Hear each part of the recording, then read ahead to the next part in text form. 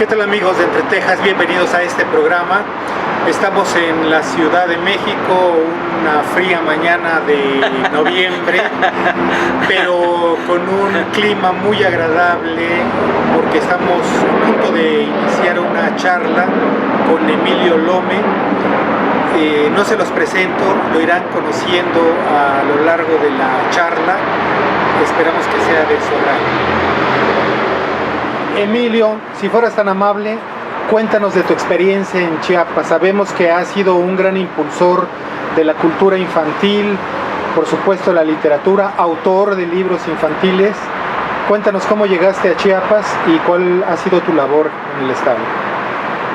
Bueno, yo llegué en el 2001, en abril del 2001 llegué invitado por la Escuela Pequeño Sol de San Cristóbal de las Casas.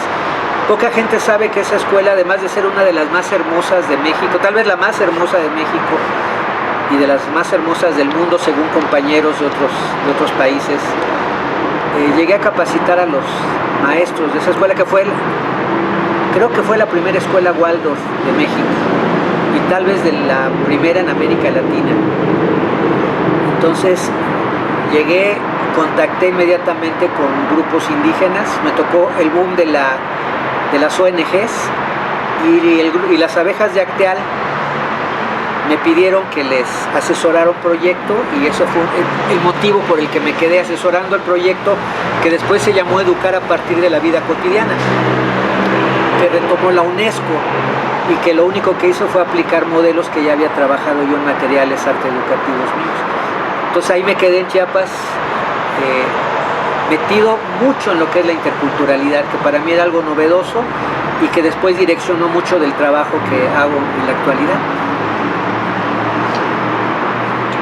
Tu formación como autor de literatura infantil, ¿de dónde proviene? En nuestro país hay pocas expresiones de ese tipo. Bueno, ahorita hay un boom. A mí me tocó antes de ese boom. Yo creo que el boom lo inició la colección A la orilla del viento. Creo que fueron dos momentos. Justo por el 98, 2000, la colección A la orilla del viento que Daniel Goldin inaugura, el ala de literatura infantil del Fondo de Cultura Económica, que inmediatamente se posicionó como prioridad del Fondo de Cultura.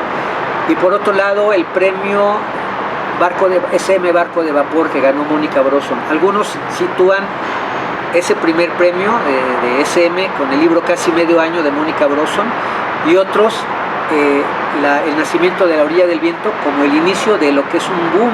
A pesar de la crisis que estamos viviendo, el boom prevalece, por ejemplo, en la gran cantidad y calidad de ilustradores mexicanas de LIG. Entonces a mí me tocó estar en esa cresta, justamente en ese inicio con Alfaguara Infantil.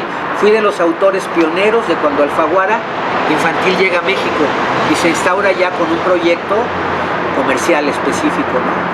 Entonces fui muy afortunado porque llevo 32 años trabajando con y para niños y jóvenes, pero en eso me tocó la cresta de la LIG, que ahora pues es... Editorial Planeta le llama a México la gran rebanada comercial de Iberoamérica. O sea, en México es donde más se vende literatura infantil y juvenil y donde tal vez haya una mayor cantidad de creadores y creadoras en este momento.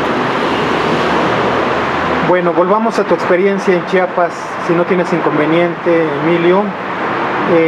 ¿Qué encontraste al llegar a Chiapas? ¿En qué año fue más o menos? 2001. ¿Qué tiempo estuviste? En el 2001, pues ¿qué encontré? Me tocó hacer la primera presentación de un libro de literatura infantil y juvenil en el Hotel Diego de Mazariegos.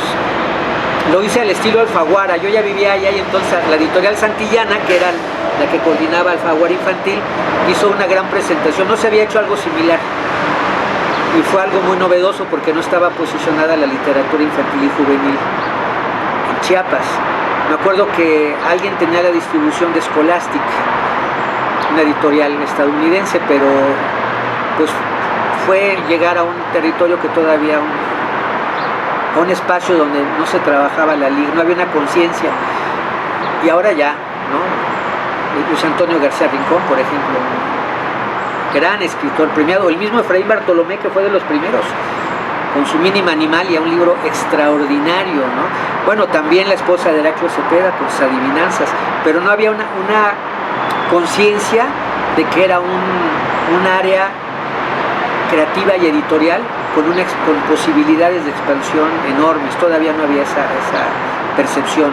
Entonces llegué a un territorio fértil. Básicamente mi trabajo en Chiapas, más que con la literatura, fue con la arte educación. Hice mucho material arte educativo, básicamente de divulgación de la identidad chiapaneca, porque me toca el boom de la interculturalidad, las ONGs, el mundo indígena ya más posicionado después del levantamiento zapatista, y lo que a mí me toca es justamente lo que llamo ahora endogenización, ver que la interculturalidad era un diálogo de identidades culturales y que en ese rubro Chiapas tenía una enorme riqueza. Y empecé a hacer libros sobre Selva Lacandona, Chiapas del A a la Z, Chiapas Corazón de la Tierra, que son canciones, y me abrió así la posibilidad de abordar la identidad cultural en algo que ahorita ya está muy, muy en boga, incluso a nivel institucional. En Alas y Raíces tal vez la línea comunitaria que tiene la Secretaría de Cultura tiene mucho que ver con esta mirada hacia la riqueza de la cultura comunitaria, de la cultura popular. Eso fue el gran regalo que me dio Chiapas, la interculturalidad y la identidad cultural como prioridad de investigación y de construcción de materiales educativos, literarios, musicales, plásticos. Desde tu experiencia, ¿cuál es la importancia de la cultura infantil, la promotoría cultural infantil y de la literatura infantil? Fíjate que hasta el término de infancia está ahorita cuestionado porque etimológicamente significa sin voz. Ahorita se habla más de la niñez, ¿no? Niñez y juventud. ¿Cuál es la importancia? Bueno, es en la infancia en donde se forman los públicos. Esta idea de que el niño debe ser intérprete o ejecutante es una idea ya muy anacrónica. No, es en la infancia donde los niños, al entrar en contacto con los lenguajes artísticos, van a volverse degustadores de la danza, de la música, del teatro, de los títeres. Entonces yo diría que son dos cosas importantes. Por un lado, en la niñez se forman los públicos para el consumo consciente del arte y la cultura. Y por otro lado, la expresión artística es una gran herramienta para la alfabetización emocional, para construir ciudadanía que sepa autorregularse emocionalmente, que incluya la empatía, que incluya el cuidado emocional entre sus instrumentos de construcción humana y ciudadana, contra la violencia que está generalizada en este país como una pandemia anterior a esta pandemia de salud que estamos viviendo. El arte debe tener un espacio para que desde la niñez tengamos como ciudadanía la posibilidad de acceso a habilidades socioemocionales que nos van a ayudar a mejorar mucho como comunidad, como país. Serían las dos líneas que creo que es importante que esté el arte, de por qué el arte debe estar presente, el arte y la cultura, desde la niñez, desde los bebés. Ahorita ya hay un boom de los bebés, ¿no? La primera infancia es como lo más nuevo, lo más emergente y tal vez lo que está siendo más visibilizado. Entonces, desde la prenatalidad hasta la secundaria, el arte y la cultura deben de acompañar a nuestros ciudadanos. Emilio, esto que nos comentas lo interpretamos como que no están emparejadas las políticas de la Secretaría de Educación Pública con la cultura. Les diste en el clavo, ese es el gran tema. Pues sin duda, digo, en charlas de café, en comentarios decimos, es que a nosotros nos enseñaron hace 30 años civismo, nos enseñaban a los talleres de modelado y cuentos y todo, y ahora ya no ocurre, ya no está en las asignaturas de la SEP. Sí, la currícula de la SEP no incluye o ha excluido este tipo de disciplinas. El caso de preescolar. Es asombroso que en la currícula de educación preescolar se haya quitado cantos y juegos, por ejemplo, cuando es evidente los beneficios que tiene en la construcción del lenguaje, por ejemplo, que los niños estén cerca de las canciones. Entonces se ha excluido las disciplinas artísticas, a pesar de que está comprobado en países que curiosamente y paradójicamente la educación mexicana institucional ve como horizontes a seguir. Cuba, Finlandia y Reggio Emilia en Italia. El arte es prioritario, entonces es paradójico que si en México nos dicen que algún día seremos como Finlandia, lo cual es totalmente inoperante porque son 2,5 millones de habitantes en Finlandia y es un frío a la fregada. Entonces, que vamos a hacer algún día como Finlandia, pues deberíamos de empezar por considerar la presencia del arte, ¿no?, en la educación. Entonces es paradójico. Y sí, hay un divorcio entre la educación y la cultura. Ha habido experimentos. Alas y Raíces tuvo, en el principio de 1995 al año 2000, cuando Susana Ríos era la directora, tuvo pilotajes en escuelas donde incluso se consideraba a la escuela como el epicentro cultural ciudadano. Entonces, sábados y domingos, las escuelas de Iztapalapa, de Azcapotzalco, de lugares conflictuados, se abrían para que llegaran los titiriteros, los conciertos didácticos, sábados y domingos. Ahí me tocó ir a algunos eventos. Y la escuela se abría para que en esos días, ese fin de semana, niños, papás, abuelitos llegaran y la escuela ahora tuviera esta mirada de centro cultural. Un éxito. ¿Por qué se acabó? Como ocurre en México, cada sexenio se reinventa el país. Entonces ese tipo de pilotajes y experimentos ahí quedaron. Ojalá y en estos tiempos se puedan retomar, porque fueron laboratorios muy exitosos, ¿no?, que conciliaron justamente la educación formal y la oferta cultural, algo que debería de retomarse ahora que vamos hacia congresos ciudadanos para la construcción de un proyecto nacional de cultura que sea bilateral, que no solo sea institucional, sino que gente como tú y como yo, que somos promotores culturales, tengamos voz y votos en la construcción de las políticas educativas y culturales. Emilio, en algunas ocasiones en que he tenido oportunidad previamente de charlar contigo, hemos comentado un tema que creo que existe, es insoslayable, el asunto de pensar en la cultura, en la literatura como un tema de adultos y de alguna manera soslayar o menospreciar pues a los niños, a la cultura de los niños. ¿Por qué ocurre esto? ¿Y cuáles son las consecuencias, si son negativas, para la sociedad? ¿Y cómo revertirlas? Somos sociedades adultocéntricas. México tiende a un adultocentrismo incluso en la cultura.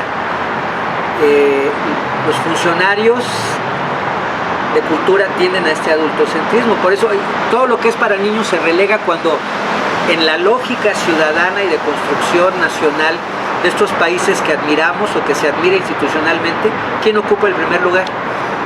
Los niños. En México son 50 millones de niños y niñas. 50 millones, podría ser un país solamente de una nueva generación. Este adultocentrismo que impera en todos lados en la cultura chirría mucho, porque como ya te dije, la lógica es trabajar con las infancias para formar los públicos de cosas como la danza barroca, por ejemplo. Se puede formar públicos desde la infancia, desde la niñez, para cualquier tipo de disciplina artística. Entonces, esta mirada adultocentrista desde la institucionalidad artística y cultural impide que se detecten los talentos de la creatividad para niños y jóvenes. En el caso de Chiapas, por ejemplo, cuando yo llego, ya estaba Hilda Rincón, letrista de los hermanos Rincón, una de las mejores poetas de este país. Estaba Elba Macías con sus libros de adivinanzas. Estaba Damaris Dissner haciendo una de las mejores dramaturgias para niños de este país. Estaba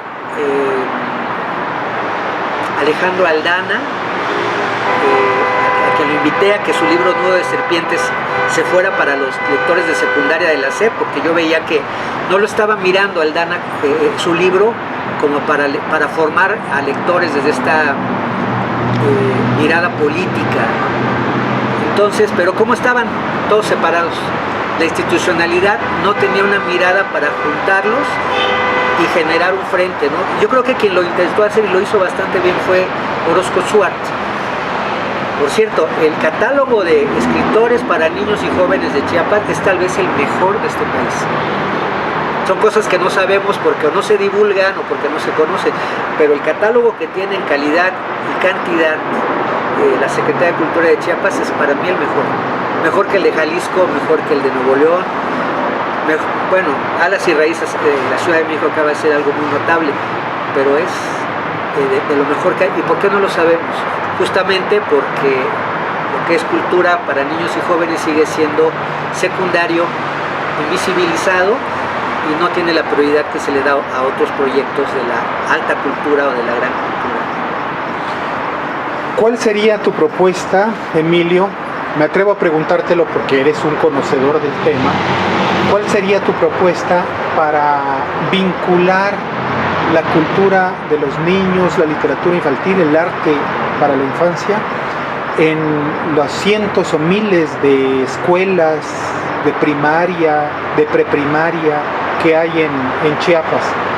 Porque a mí me parece lamentable el hecho de que todos los promotores culturales, en verdad, pensamos en los adolescentes y hacia adelante y en los adultos, ¿no? Y hemos olvidado este gran semillero, esta gran cantera, podríamos decir, que es terrible. Lo que pasa que todo funcionario cultural debe de ser profesional. El funcionario infuncional es muy común en este país. Se llega a los cargos de cultura, de arte, de educación, no por méritos. Entonces, lo sabemos, ¿no? Por un asunto más cuatachocrático, decimos que no vivimos del aplauso, la cuatachocracia impera. Y por lo mismo no se hacen lecturas desde una lógica, desde una rentabilidad cultural. Hay gasto cultural, pero no hay inversión cultural. Es una diferencia. Para que haya una inversión cultural debe de conocerse el ABC de la gestión cultural, y esto debe hacer los gestores culturales. No siempre el funcionario cultural es un gestor cultural. Obedece más a asuntos políticos que asuntos de la aplicación de la medicina sociocultural que se requiere.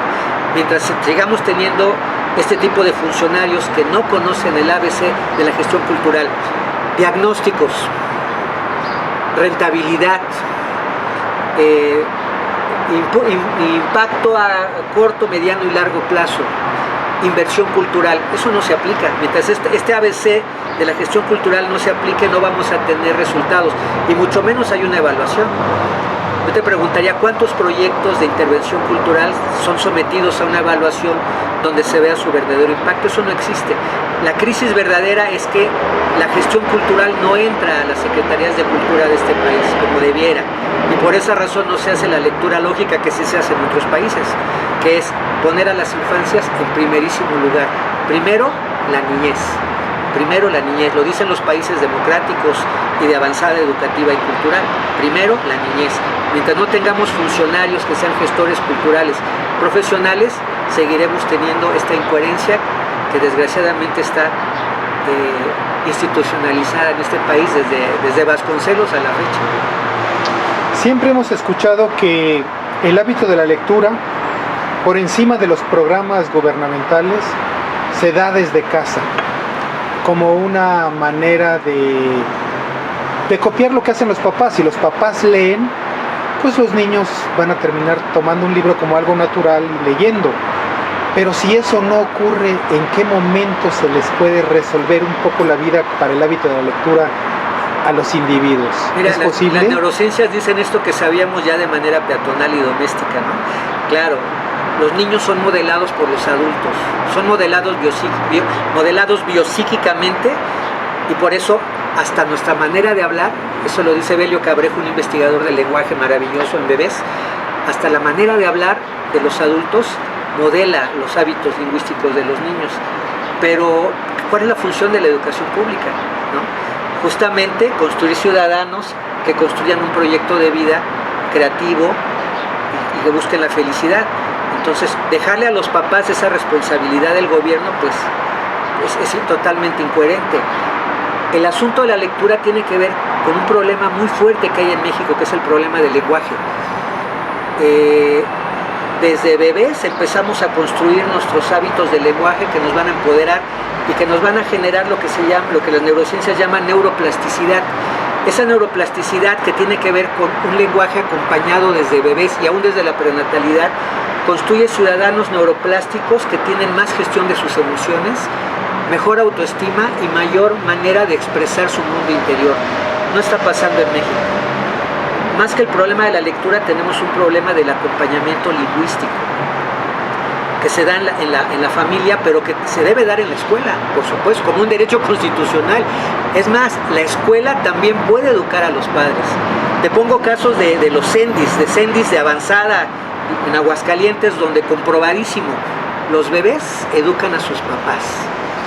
Es decir, papás que no leen, si el CENDI tiene como una política en la escuela para padres, los padres aprenden de sus hijos. Padres que no tuvieron acceso a la lectura son educados en la lectura por sus hijos, con libros pequeñitos. Los hábitos de nutrición, los padres acostumbrados a su Coca-Cola, a su comida chatarra, son educados por sus hijos, que en los CENDIs tienen un nivel de nutrición excelente. Los CENDIs mexicanos son maravillosos, salvo en el aspecto pedagógico. Entonces yo creo que es el momento de ver quién nos modela. Si el adulto modela al niño, el Estado modela al ciudadano. Entonces necesitamos otra vez un Estado que nos modele bien, porque si tenemos un papá gobierno, que es un papá gobierno como Pedro Páramo, ¿qué tipo de hijos va a tener ese papá gobierno? Que además es algo desfasado, pero es cierto, la institución modela al ciudadano, el ciudadano modela al ciudadano en construcción. Eso lo dicen las neurociencias. ¿En dónde se rompe esta estructura?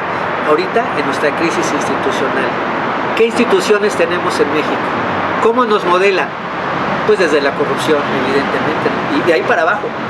Entonces, debemos de tener una educación pública que realmente construya ciudadanía constructiva, y hoy en boga una ciudadanía resiliente que, a pesar de las graves crisis que tenemos, enfoque su mirada hacia los aspectos de sanación social. Y eso también debe de meterse en las políticas culturales, educativas y artísticas. O sea, México está en un problema de resiliencia, es un país resiliente que está muy enfermo, pero se quiere curar. Y esa curación depende de que la institucionalidad también se cure, porque está muy enfermo. Es lógico, lo dicen las neurociencias, nos modela siempre el que está en un grado superior de modelaje, es el que nos va generando los hábitos para bien o para mal. Tenemos una crisis institucional y por lo mismo en cascadita. ¿Se puede mejorar? Sí se puede mejorar. Es el momento ciudadano. Pilotajes y laboratorios que, por otro lado, ya se están haciendo. Ya hay supervisiones aquí en la Ciudad de México que están proponiendo una educación sanadora. Y cada vez más se abre. ¿Por qué? Porque la crisis de la SEP está permitiendo modelos menos institucionales, menos burocráticos, que además sí van a evaluar la capacidad de mejorar las cosas. Claro. Emilio, ¿cuál, dentro de tu experiencia como autor de libros para la niñez, tú te autodenominas un niñólogo? ¿Cuál es tu satisfacción? ¿Qué has sembrado? ¿Qué semillas has puesto? ¿Ha sido suficiente? ¿De pronto la realidad no se te ha venido encima en estas circunstancias para seguir adelante? ¿O hay mucho por hacer todavía? Bueno, niñólogo me puso mi amiga y maestra, la pedagoga de arte argentina Paula Rodríguez, tal vez la persona más creativa que he conocido. Ella me puso niñólogo tal vez por la influencia de Tonucci, que es un niñólogo italiano. Y yo entendí que ser niñólogo es trabajar con niños externos, pero también con niños internos. Ahora entiendo que el adulto que trabaja con y para niños debe tener un cierto perfil, sobre todo si trabajas con bebés. Ahorita que veía a la bebé que estaba haciendo señales, sí debe haber un cierto perfil humano para trabajar con los niños, ¿no? Entonces, los adultos tenemos que tener a nuestro niño interior lo más sano posible, porque modelamos desde ahí a los niños. Es decir, no es el programa el que va a modelar en el caso de los docentes, va a ser su actitud y su vocación, porque los modelamos biopsíquicamente.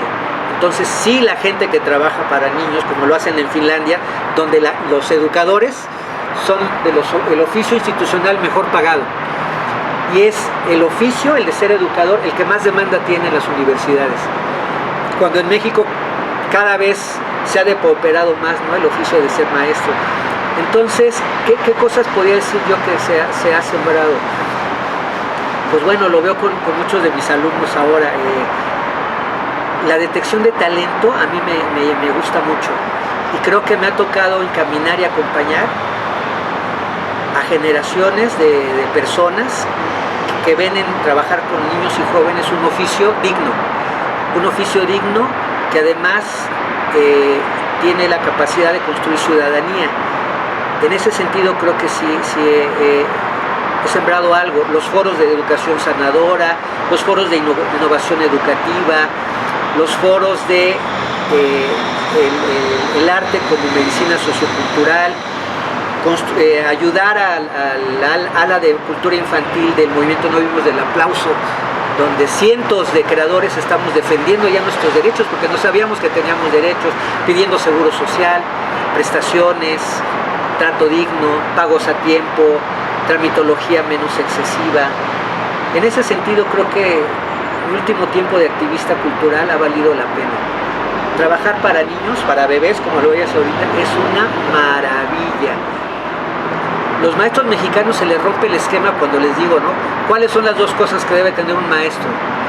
Les digo, no son julio y agosto, no. Actitud y vocación. Porque ustedes realmente modelan a los niños. Es increíble cómo modelamos. Tus hijas hablan como tú, tienen tus gestos. Cuando conozco a Evelio Cabrejo, el colombiano que es el que trabaja todo lo del lenguaje en la construcción social, o sea, necesitamos niños cancionados, niños que estén cerca del juego lingüístico. México lo necesita, no lo tiene, por eso tiene una neurorigidez tan grande. Entonces necesitamos trabajar con el lenguaje. Por algo los chapanecos son los mejores para mí que trabajan el lenguaje en todo el país, los mejores. Los mejores, el mejor narrador de cuentos Heraclio Cepeda, el mejor poeta Efraín Bartolomé, ¿no? La mejor dramaturga para niños Damaris Disney. O sea, deberíamos de aprender de los chapanecos. ¿Qué tienen los chapanecos? Yo creo mucha desconfianza de sus instituciones. No creen en sus instituciones, entonces, y las instituciones no los apoyan. Deberíamos de ir. Las normales del país deberían de enviar a sus normalistas a Chiapas con los escritores chapanecos para que vieran lo que es el lenguaje, ¿no? El lenguaje desde un sustrato social. Tiene mucho que ver con el rezo, para mí. Imagínate el mejor cuentero de América, Heraclio Cepeda, el mejor poeta, Efraín Bartolomé. O sea, la palabra chiapaneca, no es lo que creo que nos regalarían los chiapanecos. Pues ahorita, ¿no? Tu empoderamiento verbal, el que tiene Emilio Gómez, el que tiene... O sea, son chingones, pero su institucionalidad no los apoya. Lástima. Claro. A lo mejor porque son peligrosos. Imagínate un chiapaneco ahí liderando. No, pues tienen unos creadores extraordinarios. Yo diría 10 creadores de primer nivel. Marucanta. Bueno. Emilio, de tu experiencia en Chiapas, ¿quiénes más fueron tus cómplices o lo fuiste de ellos, tus colegas? Creo que es importante para todos conocerlos porque estamos tan distanciados realmente del conocimiento de quienes hacen la promotoría y la cultura para los niños. Bueno, de calidad nacional e internacional, Raimundo Centeno y Radio Ombligo, tal vez el mejor programa de América Latina de radio para niños. Maruca, famosísima y conocida en los circuitos de la canción para niños de América Latina y el Caribe. Emilio Gómez, Osuna, titiritero, gestor cultural. Jesús Matatena, que ahorita está en España, que es el primer titiritero chiapaneco formado en la Escuela de Títeres Rosete Aranda. Ya nombrada Damaris Disney. Luis Antonio García Rincón, escritorazo, ganador de muchísimos premios. Efraín Bartolomé y sus libros para niños hermosísimos. El Cadejo, Mínima Animalia. Damaris Disney, una de las mejores dramaturgas, tal vez la mejor dramaturga para niños del sureste mexicano. Memo Cuentacuentos, un cuentacuentos de primerísimo nivel. Darinka Pies de Pájaro, baja californiana, residente en San Cristóbal, que tiene tal vez el mejor proyecto de teatro con niños de este país. Pues, ¿qué les puedo decir? Bueno, Leñateros, con sus libros para niños extraordinarios como El Bolochón. Yo creo que Chiapas es realmente un espacio con una grandísima cantidad de creadores para niños y jóvenes, y que es necesario visibilizarlos. Hilda Rincón, letrista de los hermanos Rincón. Bueno, pues saludos y abrazos para todos ellos, porque es un gusto y un honor haber convivido y seguir siendo amigo y colega de todos ellos, de todas ellas. Emilio, ahora rompiendo un poco el esquema de Entre Tejas TV, te dejo a ti la oportunidad de decirnos quién es Emilio Olome. Bueno, yo me dedico a hacer lo que hago, que recuerdo desde que tenía 5 años, yo me dedico a imaginar.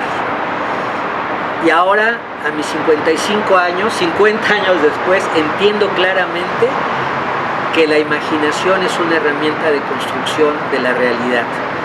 Vygotsky, este gran investigador ruso, decía que todos imaginamos, pero que podíamos imaginar mejor. Ahora yo lo creo.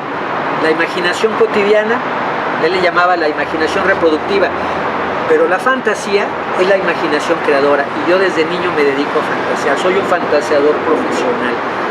Los últimos años me he vuelto apapachólogo, creo en el apapacho como una episteme mexicana ancestral que es realmente transformadora, más para estos tiempos de violencia y crisis, y me dedico a todo lo que tenga que ver con la palabra, adivinanzas, trabalenguas, retahílas, onomatopeyas, jerigonzas, fábulas, leyendas, mitos, cuentos, ensayos, poemas, versos, novelas. Mi oficio es imaginar desde la palabra, y al final podría decir que Carlos Fuentes lo decía muy bien, decía que un escritor era un oficiante de la palabra y la imaginación, y eso soy desde niño, y ahora se me va a cumplir mi sueño de tener mi festival de tequila con cuentos en Tequila, Jalisco, que es el Festival Internacional de la Palabra y la Imaginación. Y el eslogan es: ven a emborracharte de fantasía. Me manifiesto, me asumo y confieso como un narradicto, y constantemente me emborracho de fantasía, y creo que eso es contagioso, se los recomiendo totalmente. Gracias, Emilio. Ya no nos hablaste de tu formación académica, pero creo que no es necesario. O sea, ya se me olvidó. Tus palabras traslucen tu experiencia en la vida, tu labor. Mira, un gran palabrero que era Juan José Arreola me encanta, porque él dice en una charla que le hacían, creo que en Sevilla, creo, decía, cuando me piden mi certificado de primaria, les digo una cosa: no lo tengo. Me dicen, ¿por qué? Porque no terminé la primaria. El oficio de palabrero, ¿qué les puedo decir a los chapanecos? El oficio de palabrero no tiene un diploma más que el que te da la palabra en ti, consustanciada. Así que me olvido de lo que estudié y todo, porque al final sigo ganándome la vida de mi palabra. Y no, creo que para eso no hay título, más que el que te da la gente que te escucha, ¿no? Y que de alguna manera creen lo que hoy se llama contenido, y que en mis tiempos se llamaba choro mareador. Claro. Pues, Emilio, muchísimas gracias por habernos obsequiado este tiempo. Seguramente a mucha gente de la concurrencia que ve Entre Tejas TV se le despertará el interés de voltear hacia un lado y ver a los niños que hay en casa y retomar su educación y darle las herramientas para su desarrollo. Y bueno, observarlos y tomarlos en cuenta, y aprender, ¿no?, de ellos, ¿no? Mira, y ver a los sobrinos. Ve la bebé, ahí está la bebé. Claro. Entonces yo les podría decir qué cosas dicen los niños. Es como si viniera, yo creo en la magia de la vida, como si nos dijera: miren, ¿cómo se dice está lloviendo en japonés? Ajijo me mojo. Te queda grande el traje de baño en africano, tawanga tutanga. ¿Qué le dijo un jaguar a otro jaguar? How are you? Un globo a otro globo, I love you. ¿Quién lo inventó? Los niños. En libertad, los niños creando en libertad, sin necesidad de adultos. ¿Cuál es el colmo de una chava fresa? Tener un novio bien mamey. ¿Quién inventa eso? Los niños. Un niño con audífonos, 2 niños con audífonos. Una injusticia porque el de en medio no oye nada. ¿Quién inventó esto? Un niño, creativo, libre, juguetón. Aprendamos de ellos. En un mundo al revés como el que vivimos en México, donde el adultocentrismo hace ver que todo lo que es para niños es secundario y accesorio, creo que es el momento de empezar a profesionalizarnos, porque realmente no podemos heredarle la cultura del miedo a los 50 millones de niñas y niños que hay en este país. Necesitamos profesionales del arte y la cultura, y me parece que estamos en un momento, como lo platicaba contigo hace rato, en un momento de darle la vuelta a la tortilla en muchas cosas. Y creo que lo estamos consiguiendo. La mirada resiliente me hace ver que lo estamos viendo, porque si pongo la mirada en la enfermedad es mucha. pero la crisis nos ha hecho tener una mirada resiliente, y cuando veo las editoriales para niños que están como Tecolote, de las mejores del mundo, o El Naranjo, de las mejores del mundo, o nuestros ilustradores mexicanos, o los premios que están ganando en matemáticas, en deporte, desde la ciudadanía, niños y niñas con maestros que son verdaderas neuronas espejo. Yo creo que tenemos muchas posibilidades. Lo contrario sería decir que todo va a seguir igual. Y no, yo no lo creo. No puedo heredarle el pesimismo y la desesperanza a los miles de niños que leen mis libros y creen en mis proyectos. Soy un entusiasta compulsivo. Tal vez sea una patología, pero la acepto. Soy entusiasta compulsivo. Gracias por ese entusiasmo y por esa gran labor que has realizado en Chiapas, Emilio. Ahora que te toca ya cerrar un ciclo e iniciar otro en otro lugar, ¿no? Gracias. Muchas gracias. Gracias. Nos vemos. Ya hablé mucho, sé que ahorita ya quedo calladito. Pues Con esta, el frío. sí, pues esta ha sido la oportunidad de conversar con Emilio Lome, quien fue nuestro huésped y nuestro constructor de conciencia hacia la cultura infantil en Chiapas durante más de una década. Y no queríamos despedirnos de él, sino decirle hasta pronto, Emilio, y mucho éxito en tus nuevos proyectos en Jalisco. Como ocurre siempre en nuestro país y en nuestro estado particularmente, perdemos siempre la materia gris que tiene que ir a buscar nuevos horizontes, pero sé que muchos niños, muchos papás también van a estar muy agradecidos de su labor en otras latitudes. Mucho éxito. Muchas gracias. Emilio. Gracias, qué gusto reconectar con Chiapas de esta manera tan agradable. Gracias. Nos vemos pronto, que estén bien, hasta luego.